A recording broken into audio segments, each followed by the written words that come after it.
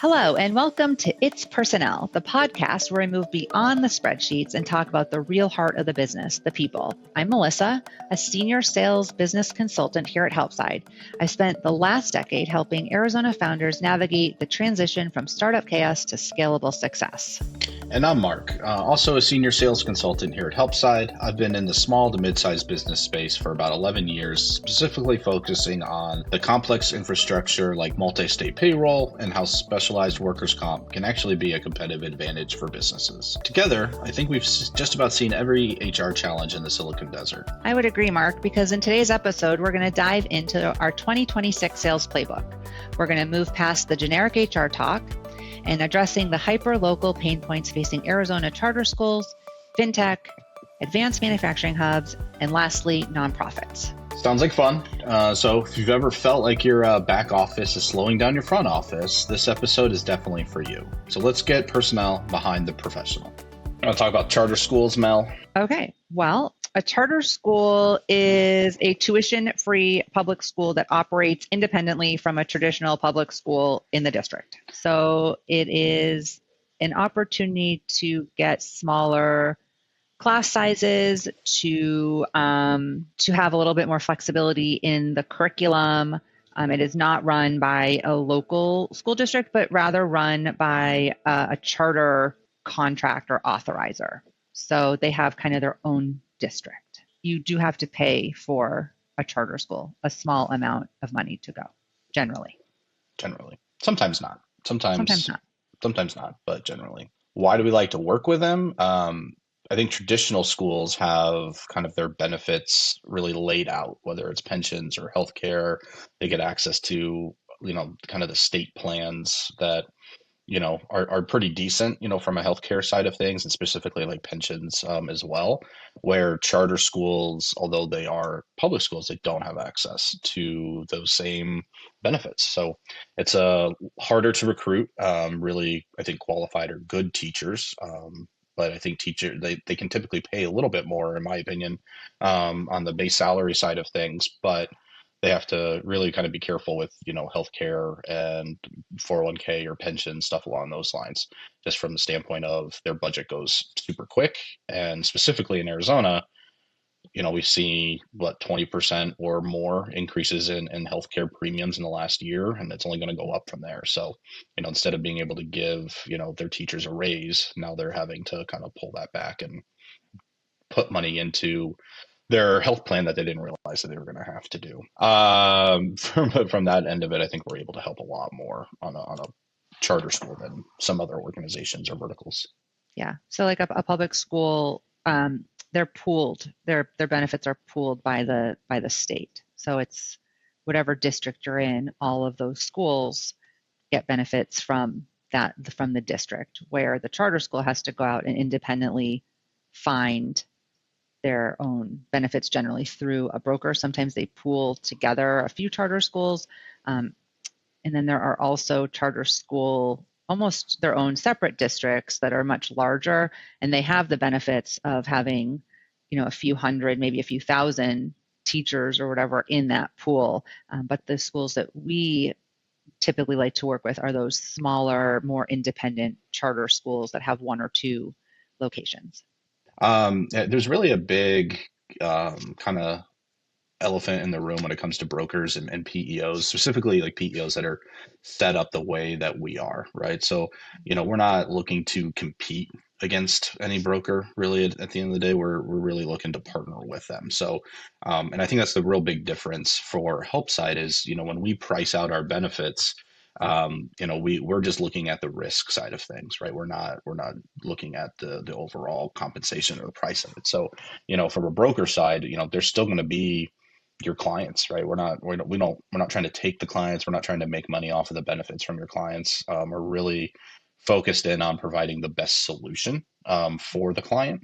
And, if a broker really has that, in mind for their people, then really it's just, it makes perfect sense to kind of partner with a PEO like Helpside and really go into it. For schools specifically, we're running into organizations that are having to have, really, we'll call it cheap benefits or not rich benefits. Watered down. Watered down is a better term for that. So, instead of doing that, having the benefit of a PEO where you can have some rich plans, help solve some of the other, compliance or admin issues and have that all in one solution, and you still get to retain your client, that to me is a win-win for everybody. I think also, Mark, a point that often gets made is that the charter school loves their broker. Most people love their broker, right? And oftentimes the broker comes to the school through one of their children who have been there. So maybe they are a donor, or maybe they've been there a very long time. And so the school and the administration is very hard pressed in their mind to kind of break that relationship, because they do need, sometimes donations or charitable help or whatever that is. And so they're really hesitant to even talk to us because those relationships to them are so important. And we oftentimes reiterate how important that we understand how important those relationships are, and that we don't want them to go away. We want to keep them, maintain them, and just help foster them. But at the same time, help save the schools money and time in a lot of instances. Yeah. And so a lot of those times, those relationships are 10 years in the making at sometimes. And we're not trying to come in and break up that partnership. We just want to add to it, I think is the best way to kind of look at it. Absolutely. I'm gonna start this, and I'm gonna hand it over to you, Mark. So I think benefits inherently don't like childbearing aged women, right? It's a very hard pool to ensure, and they also benefits don't generally like older men and women. And in the school system, you generally have a lot of childbearing aged women as well as older women. So the pool in which they are going into the open market is sometimes often very tricky, because if someone is having a child, or if someone is getting ill or whatever, it really skews that small group. And that's where a PEO like Helpside with their plan is really quite advantageous to the schools. Yeah. And I think, when we talk about the overall increase, I think for the benefit piece, like you said, it's, the healthcare industry is one of the few things out there that you can really discriminate against certain age groups and genders. So, like I said, schools typically kind of take the brunt of that, right? So they're seeing, a 20% increase in benefits, and, instead of giving raises, they're now looking at their end of the year budget, and really just creates this musical chairs, effect of teachers that, they're going from one charter school to another, maybe back to a state institution, then back to a charter. And, it's really hard to retain your top educators, right? And have that consistency, not only for your school, but for those kids, right? The, generations that, like, oh, I had so-and-so and they were awesome, but they're no longer there because, the watered down benefits, and then they didn't get a raise and all that bad stuff. So, if a broker's listening to this, I would say, hey, reach out. Let's dual quote, your client, right? They're your client. Absolutely. You're going to get the benefits first. I always make this promise. I know Melissa does as well, is, we're never going to reach out to your client until you tell us it's okay. Right. So this is a partnership we're looking to. It's not going to be made or broke on one client. We're kind of in it for the long haul, and that's ultimately what we would love to do.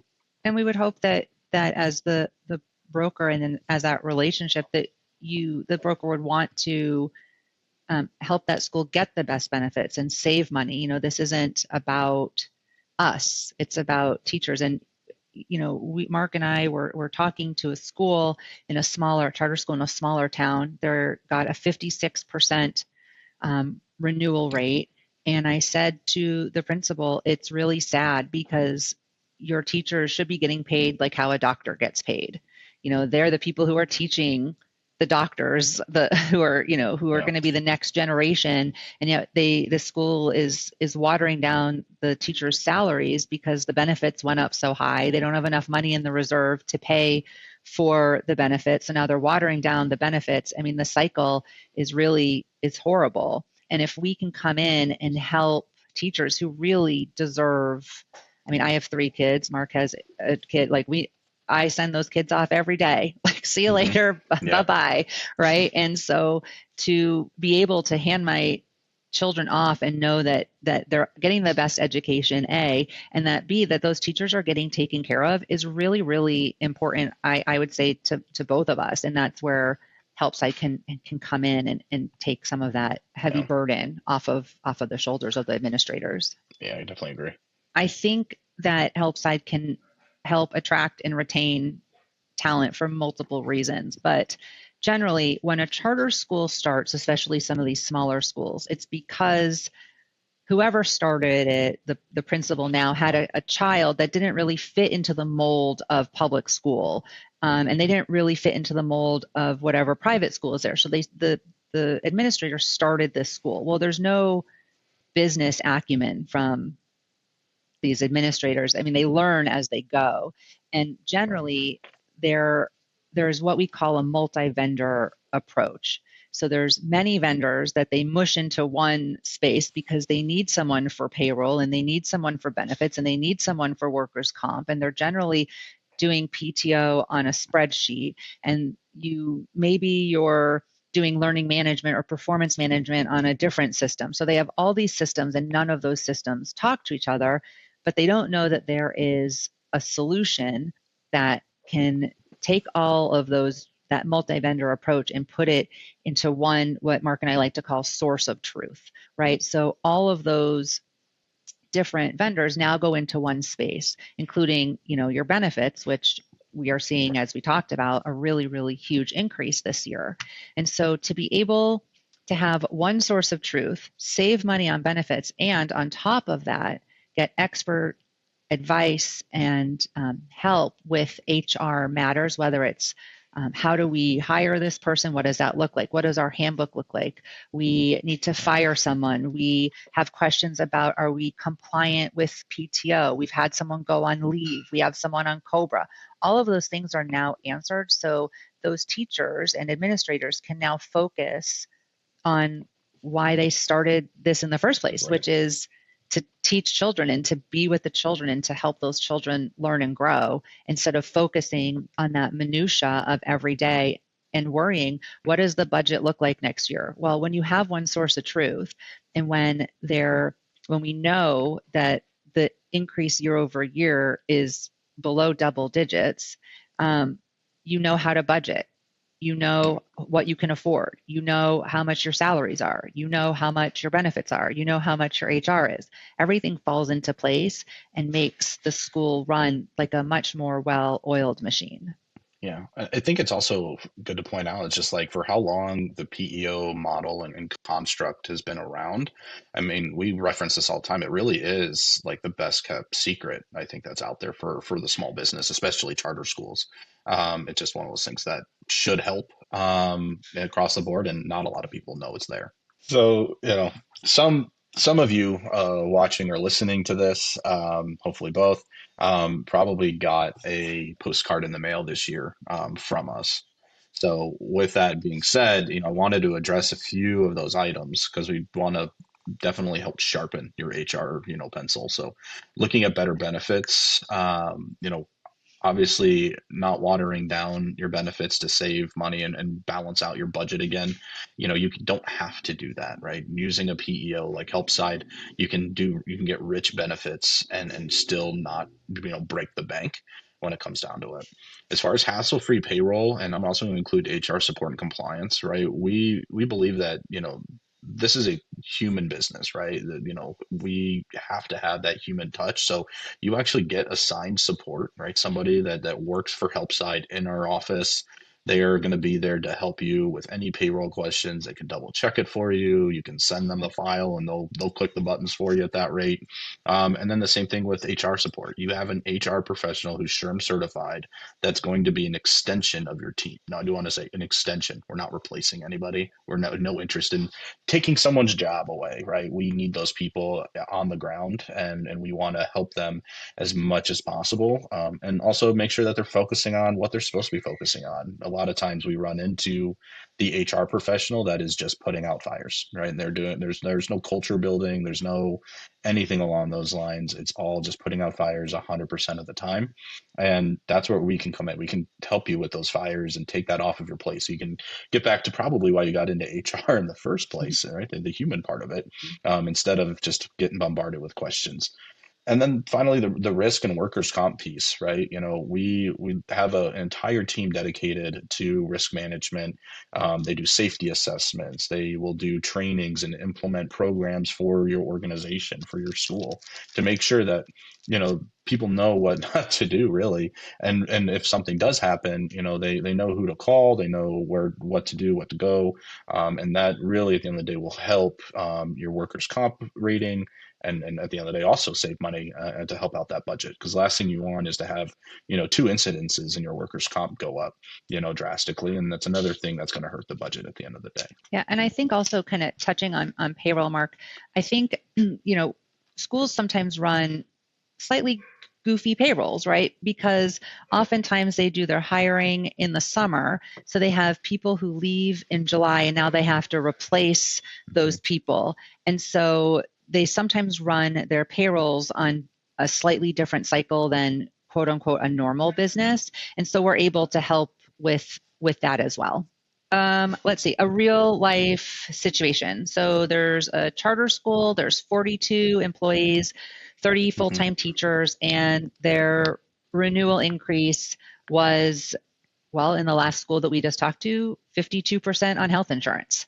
And so now we have 5 teachers who are leaving for district jobs because the district plan is cheaper and richer.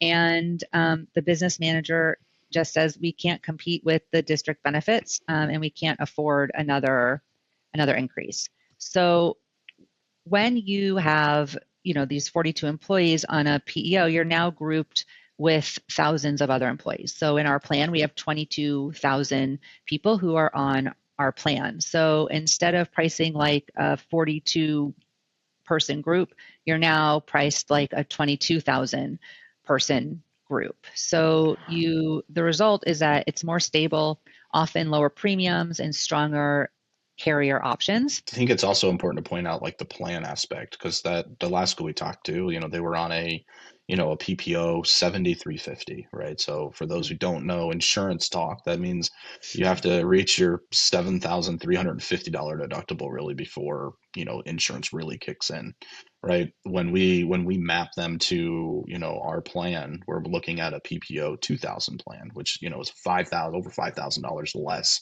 in deductible, and we're able to not only offer that rich of a plan, but also still save them money on their bottom line. Absolutely. And so in terms of retention and recruiting, now the school can say we have medical, dental, and vision. We have life. We have disability. We have access to a 401k. We have EAP services and stronger networks. And so now you're closer to that district level benefits without that overhead. And so with schools, it's rarely just about the premium. It's about competing with the districts, budget predictability, board confidence, and really staff morale. Because if you have good morale within the staff, you're going to retain those teachers. And not to mention, if you look at your admin staff, who also has access to these benefits now, but they also have support, right? You're looking at your payroll person who's in charge of the entire payroll for all 50, 60 people that are there.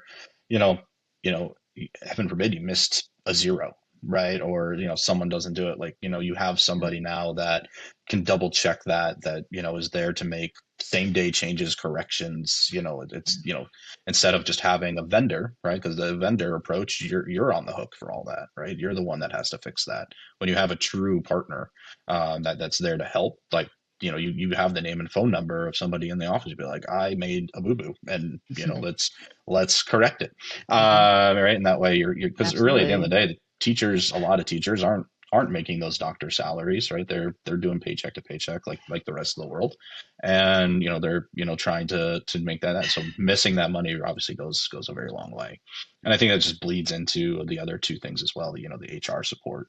right? You typically will have one HR person. I think the math is still crazy. I think it's like one HR person for every 85 or 90 people. Mhm. So you can imagine a school having one HR person with everything going on. To me, it would be like the craziest job on the planet. But Mhm. now instead of having one, you really have two, right? Because you have that extension of your team, and they're there to help either have difficult conversations, or they're there to help.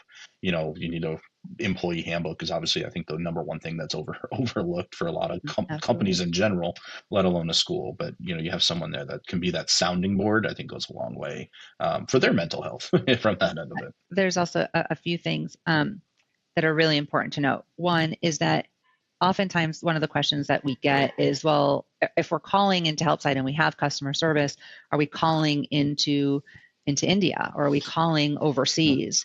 And the answer is no, you're not, right? So every person that you speak to in the customer service department is an employee of Helpside, and they live in Utah, right? So they are all U.S. based Helpside employees, not outsourced, and that's really, really important to a lot of people. And I think the other differentiator, which we haven't touched on but is really important also, is that Helpside is a boutique PEO. So when you hear about the big boxes, and we came from a big box, the difference here is that personal touch. There really is something quite special about it, that you can call anyone at any time to help you with anything, and they're willing to do that. They don't push you off. They don't say, we'll talk about it later. They don't put it in the little bin with a thing that they pull out later and say, oh, we have to deal with this problem. It's dealt with head on. And that is a really, really big differentiator from the big boxes, is this family feel to this PEO that brought us over to this space. Yeah, I don't like to sell me and Melissa short, but because I really do think we work well together and we do bring a lot to the table. But our back office team, our support team, the HR people, the payroll, they're awesome, It's right? exceptional. They are really the heroes of it. And I think anyone who comes on board, like, I think they see it, and I think our average retention is something crazy, like 9 or 9.5 years. And it's And I not think the because industry because average, of me or Melissa. It's no, because of it them. is because of Yeah, us. But yeah, right. but and don't sell us short, because we're kind of awesome. But the industry average is, I think, 6 years, and Yeah. Helpsite's average is 9 years, which is pretty incredible. Yeah, so I mean, manufacturing in Arizona is absolutely crazy, specifically, semiconductor and components and all that stuff. So you have obviously Intel keeps growing their campus. They're huge. TSMC just came in, and I mean, they have an entire school of buildings that are being constructed out here as well. So I mean, those are the absolute giants in the industry right now for Arizona. So if you're a tier two or tier three size company compared to those, and maybe even a tier 10 compared to those in size, it's really hard to now compete for top tier talent, right? So you're going to have to really go in and look at your offerings. One, to get them in the door to at least hear out your business. Why would I go work for you as opposed to go working for Intel or TSMC? And so the other part is like, okay, are your offerings good enough to get that interview person to come in? And is it good enough to get them to stay? Right. Because the last thing you want to do is dump all of your resources and training into an individual to then lose them in 2 years. Because I think that's the average right now.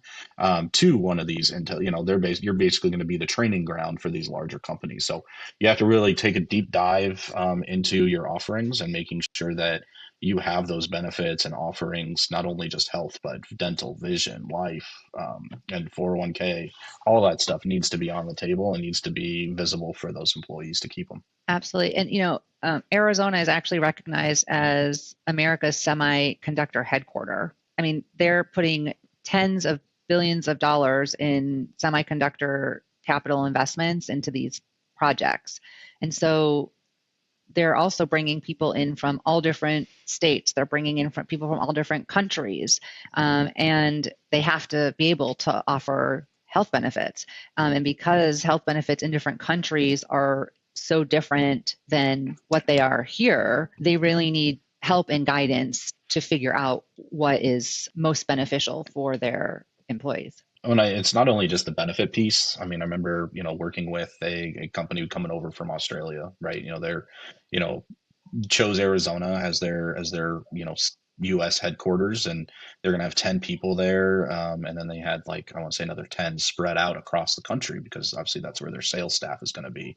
And I remember going through, and they're like, okay, we started paying our people 2 months ago, and when we took a peek under the hood, it's like, great, you're not, half of the people you're paying aren't compliant, like your payrolls aren't compliant, right? And so they had zero idea, zero clue, right? And it's just opening themselves up to, obviously a lot of fees and fines, but lawsuits, everything that goes along with that. And so, obviously health benefits are a must, but the compliance piece, you don't know what you don't know, right? And I'm not going to pretend to be an expert about it, but we have experts, and that's really where we kind of come in and need to get you in touch with those people. And I actually think you bring up such a great point, right? So the compliance support, manufacturing in general has just layers of compliance requirements, whether it's wage and hour rules or safety reporting, workers' comp classification, OSHA standards. And the PEO manages the payroll and risk management, so internal HR doesn't have to reinvent the wheel every time these regulations change in Right. this vertical. Yeah, Arizona just had a whole heat illness prevention thing go into place. They had a 20-person panel that went through and had 4 different meetings about how to do that, and they have a whole outline now of like what you can do to have like a heat safety awareness, inside your manufacturing plant. Yeah. And I feel like the common business owner that's got a 40-person staff or manufacturing does not know that. Yep. And it's stuff like that you have to stay on top of. And really, what is it? It's like one safety lapse basically will triple your workers' comp premium, right? Mm-hmm. And that's, can you afford that at the end of the day? And that's where you have to really focus and really dig deep, and that's really all the questions that, we ask. Is just, a lot of people think it's annoying most of the time, but like I said, we do it because we care, right? I think it's stuff that you just don't realize. Yeah. And I think also, one of the things that the PO really helps with also is that scaling during rapid hiring times, Mm-hmm. right? So these manufacturers are coming into Arizona hot and heavy. I mean, they're building a manufacturing plant, I think near you, Mark, in Mesa. Oh, yeah. I mean, it's enormous. And so they're going to be hiring so many people at once.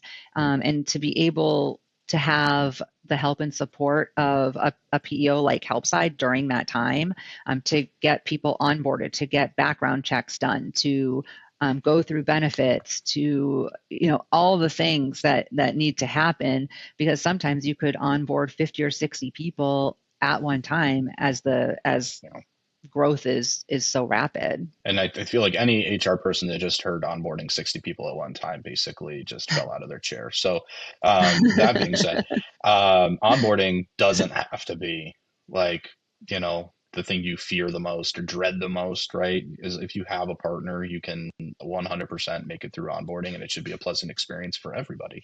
Doesn't have to be the most dreadful thing on the planet. I think retention also there's a statistic with retention and onboarding that if the onboarding experience goes well, then you are more likely to retain that employee. And an employee costs a lot of money to onboard, right? Yeah. I don't actually know the exact statistic, but it's something like $10,000 or something to onboard each person. So if you lose a person within the first month because the experience was so horrible and they go somewhere else, you've lost a lot of money. Which we definitely hear some horror stories when it comes to it. I mean, we've heard, Absolutely. 3 months, 6 months onboarding process, and I'm like, all right, why, and what are we doing? And So then the question is, get you how long is our onboarding process? That is a great question. I don't know. What do you think it takes? An hour? Like, something along those lines, maybe 2. Yeah. So I think it's just a matter of having the technology to support is key, and then having the people that behind you, behind the scenes, supporting you, and then having those systems in place really kind of just goes the extra mile, right? And then if you imagine you onboard someone in an hour or 2, and then they're enrolled in benefits and their payroll's already set up and they're ready to go, took half of the morning to do, and they're ready to dive in and get to work for exactly why you hired them, rather than sitting around twiddling with thumbs and, figuring out what's next, on the docket. So I think that's definitely a plus. So Silicon Desert is 100% the right term, but I think it applies more than just the semiconductor business. I think there's been such a influx of tech and SaaS companies and startups that have moved here from everywhere, that it really is becoming really, really hyper competitive for top talent. Right. And so, you're recruiting people from, schools in California, you're recruiting people from really all over.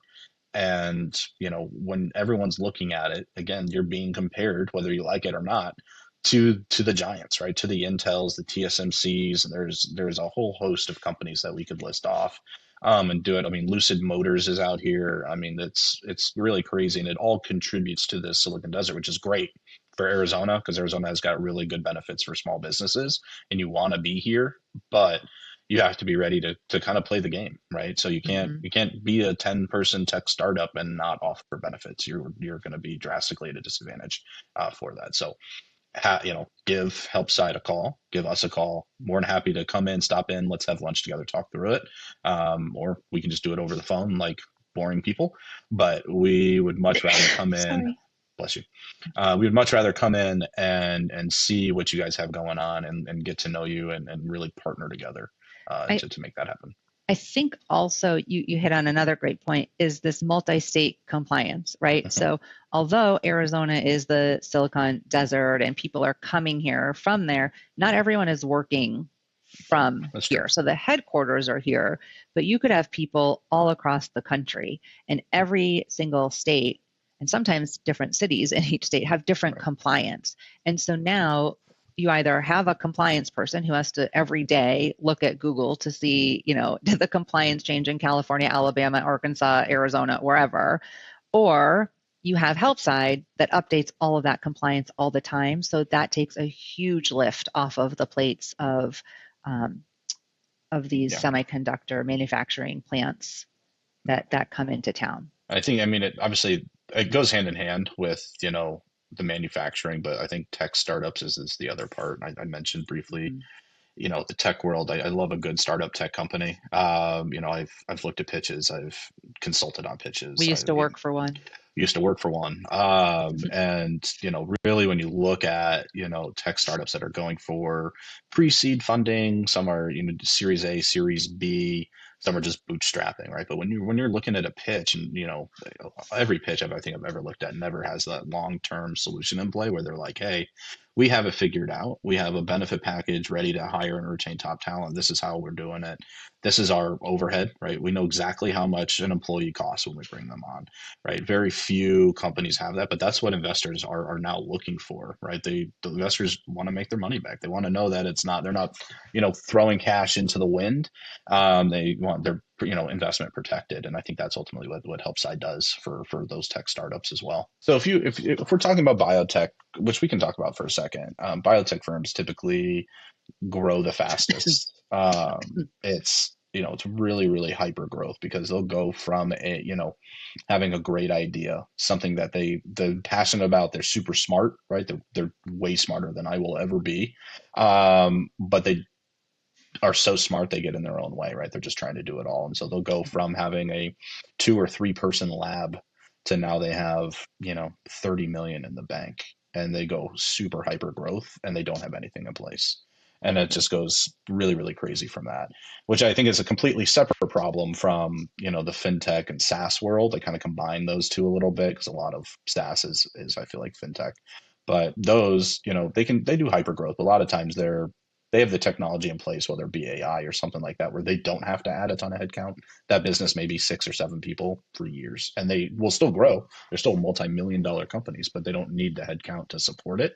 And I think that's the other aspect of that, is just, okay, great. If you only have 7 really good people and you lose one person, how much is that like going to cripple you know, what you guys are doing, right? And so So that's where I take think care of your people. take care of your people, right?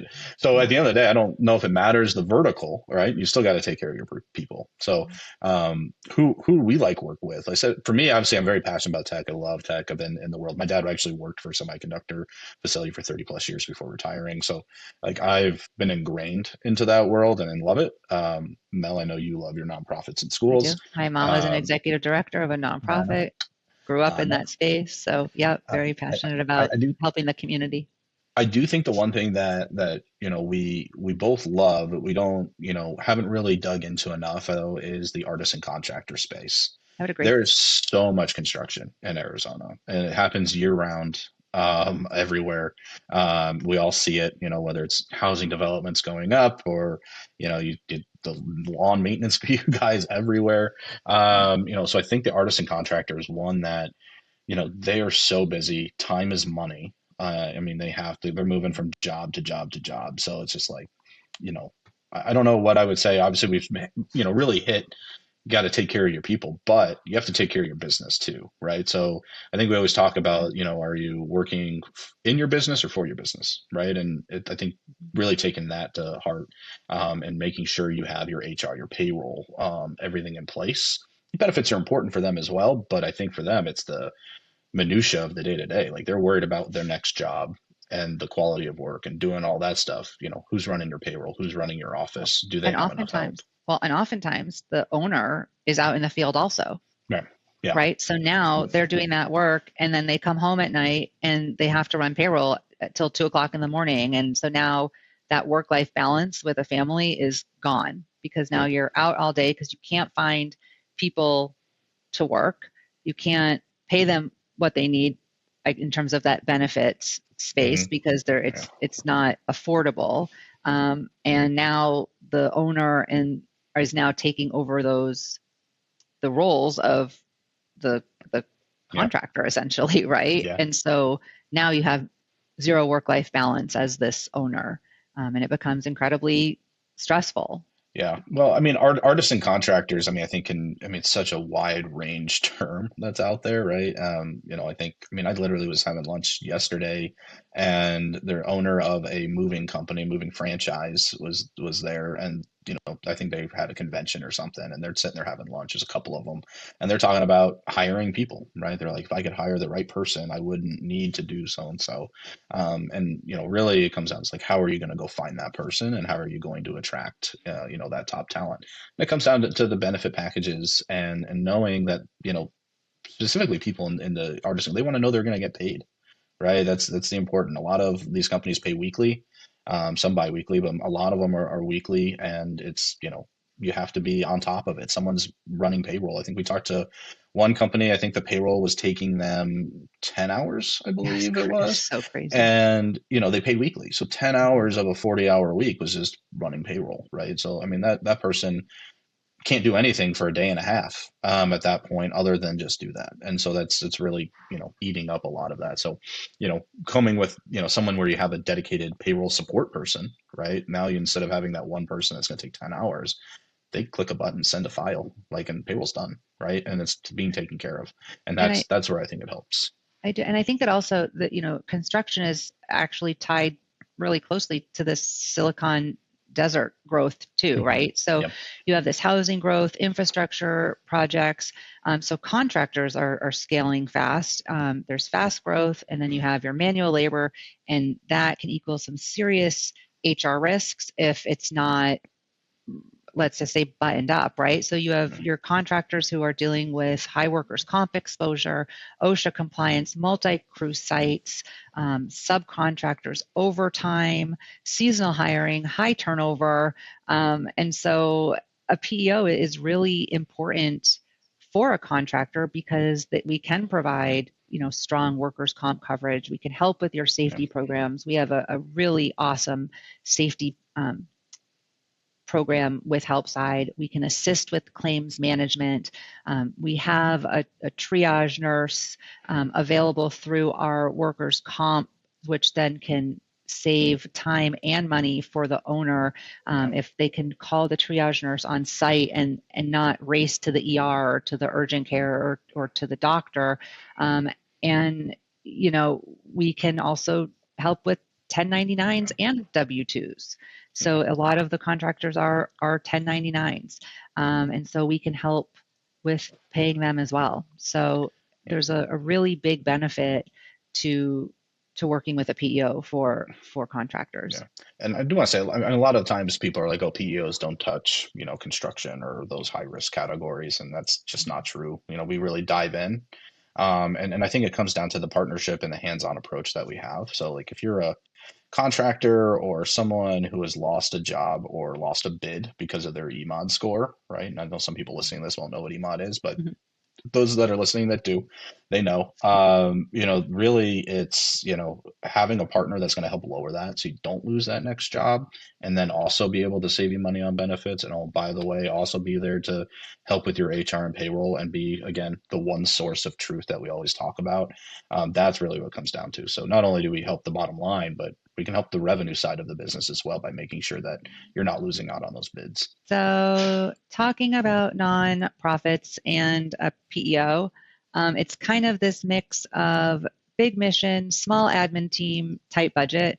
We've never talked to a nonprofit who's like, I have $1 million just sitting in this box and I cannot wait to spend it. Right. We really think that like a PEO is one of the strongest cases for a nonprofit, right? Because most times nonprofits have a small admin team. Sometimes it's one person doing everything, right? So we were talking to a nonprofit in Wyoming. I probably shouldn't say that. We were talking to a nonprofit in Arizona. And she was telling us that they have 5 people on their team. She was hired to do fundraising, but now she's running payroll and doing compliance as well. That is a story we hear all the time. We have an executive director, oftentimes, that's wearing multiple hats. Generally, there's limited HR expertise in-house because it's just unaffordable. There's really tight budgets with very little room for any sort of compliance mistake. And then you also have a board, and they want you to be accountable. Have to approve everything. Yeah. Yeah. And so, kind of with how we talked about schools, you can get better benefits on a smaller budget. And so we can pool your employees again with thousands of other people so we can improve those plans and stabilize renewals. We can potentially lower your premiums and add voluntary benefits at little to no cost, which really helps attract and retain those people who want to work in nonprofit, because generally speaking, people who work in nonprofits aren't working there for the money, they're working for the mission. Yeah. Plus, I think it's also important to note that we also give you the technology you probably need. Absolutely. It's a lot of times we see nonprofits, they're tracking how many hours are being worked towards one grant or another, and it's this mess of an Excel sheet, or and it's reliant on their employees doing it or doing it correctly, and that's another issue, right? So having some sort of way to electronically do that and have the help to set that up, and that way it's just you set it up once, it's done, and then it's just an education piece, which again the human component comes in, right? So having someone there that's going to show or handhold your employees through, like, hey, here's how you do this, here's how you do that, and really kind of take that extra step goes a long way. But that's just one, I think, part of it that we see is the timekeeping aspect, and then really it's what are they doing for 401k, what are they doing for the rest of everything like that, planning for the future, because again, these are people that are dedicated to a mission, but they're people too, right? So they want to plan for retirement. They're not gonna be able to do this forever, right? And they want to know that that exists at some point, and they should have access to it. Just because you're small doesn't mean you can't have nice You things. can't be mighty. Yeah, right? exactly. And I think that we go back to the broker piece with nonprofits as well. Oftentimes the broker is on the board, and that broker's been with them forever, and they don't want to get rid of that broker. And we go back to you don't have to. Let's work with them, right? They can be a trusted advisor on the platform, which they actually love, because if they're on the board, they can run reports.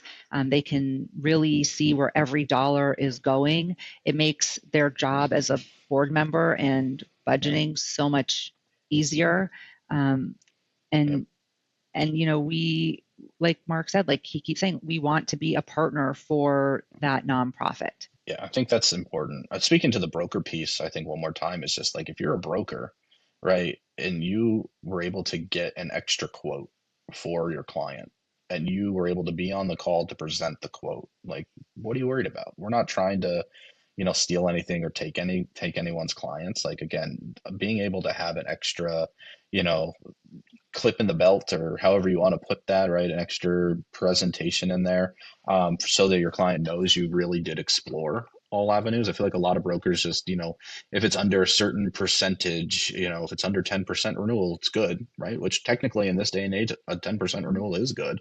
But if you get a quote that was 30% underneath what they were already at before the 10% renewal, like isn't it worth it to at least bring that option to a client? So I always like to appeal to the broker piece, because our best broker partners, like they're in the trenches with us with clients, right? They're presenting the benefit plans. We're not advising, we're not brokers, right? They're the ones advising on what plans are similar to what they already have and what they think of the plans. And if we're not the best solution every time, we're aware of that. But a lot of times, at least I think there should be a conversation in the room about it. I think sometimes our biggest obstacle with nonprofits is that we tend to be such a large cost savings that it looks too good to be true. Mm-hmm. And so the executive director or the CFO, or sometimes it's the same person, will say that can't be possible. And it Right. is. And that's why a PEO is really the best kept secret for a small to medium sized nonprofit. All right, Mel, the M&M experience, how do we describe it? That's it. That's right there. When you get in touch with Helpside and you see these two lovely faces sitting across from you, know that you're getting the best of both worlds, right? I come in at a very math analytical approach to things. I am Melissa not. is not. Melissa is very, very much people oriented, is the emotional one of us, as I will say. But really, you get two brains for the price of one, right? So we, with every single client, we put together a ROI doc, and we wind up sending you that. It's a live document that really goes into everything that a PEO can do for you. And again, we like to customize that as much as possible for every user experience, right? So sometimes you don't need something right away. It's there, but you may not need it right that second, right? So we'll go map out, your 7 vendor approach, or maybe it's even only a 5 vendor approach, and kind of show you the cost savings and difference of what the Helpside brings to the table. And really, we want to learn about the business, right? Our first phone call typically is about 15-30 minutes or so. And I don't think we really talk numbers or anything We want during to any just of learn it. about you. Yeah. So really focus on figuring out what makes you guys tick, and where does the passion lie, and then really just find out what's eating at you every single day, right? What can we actually help with, and I think most of the time that leads to a secondary phone call. I would say about a quarter of the time we can't help. It's just a fun fact of it. We're very brutally honest with people as far as like, hey, what's going on? But I will tell you that if we can't help, we typically know somebody that can. We've been in this industry for quite a while, so we have a very good network of people that can step in and really help out if it's not us, right? We would obviously love first crack at it, first opportunity, but we'll tell you if it's not gonna work, or Fully not something transparent. you're doing. Yep, We are fully 100%. transparent. Our numbers are fully transparent. We don't ever want a phone call that says you didn't tell us that we owe this much money, or that this Right. is how much this is. Everything is laid out. So there's never any question about how much you're paying and what that money goes for. People often say, well, how do we pay, right? It is a per employee per month, often based on the number of employees that you have. Yeah. So in terms of, if we go back to schools, if you're only working 10 months, then you only pay that per employee per month for 10 months. We will never nickel and dime you. That's just not who we are or what we believe in. I would say one other thing as far as like how easy it is to actually get in touch with us, right? And so I know you can go through our lovely website. There's obviously contact information, LinkedIn or wherever, whatever avenue you're seeing this on. You can always reach out to us on that as well. And really, after our first conversation, we'll ask for some information about your business, and then really within a week, we're able to present you with that ROI and kind of start having those conversations with you as far as what makes sense.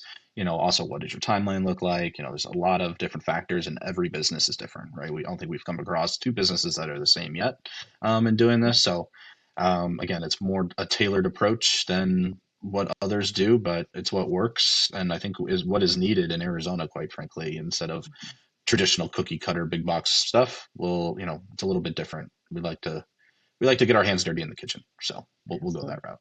And people often ask, well, I don't renew until January. Well, insurance you can renew actually at any time, Mm-hmm. right? So there's no penalty.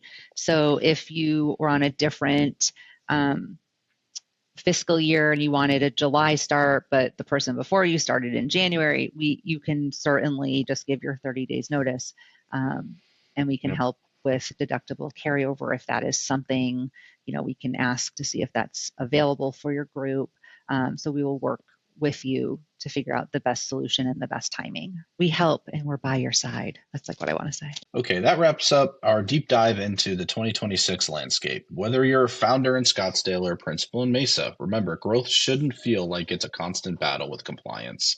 It's really about having the right structural foundation so you can focus on your mission. 100%, Mark. And if you're listening to this and realize that you might be carrying some extra HR debt into your next stage of scaling, we want to be here to help you clear those books. We don't want to do any high pressure sales or pitches. We just want to create great partnerships. That's right. So we are offering a free 15-minute benefit audit to anyone listening or that comes across this. We'll look at your current rates, your risk management, your compliance shield, and really just see if we can't reclaim your margins. To book your audit, all you have to do is head over to helpside.com or click the link in our show notes. You will not get an AI bot, I promise. You will get a real person, and if you're lucky, you'll maybe even get one of us or both of us. Thanks for tuning into It's Personal. We'll see you next time as we continue to build the future of the Silicon Desert, one human at a time.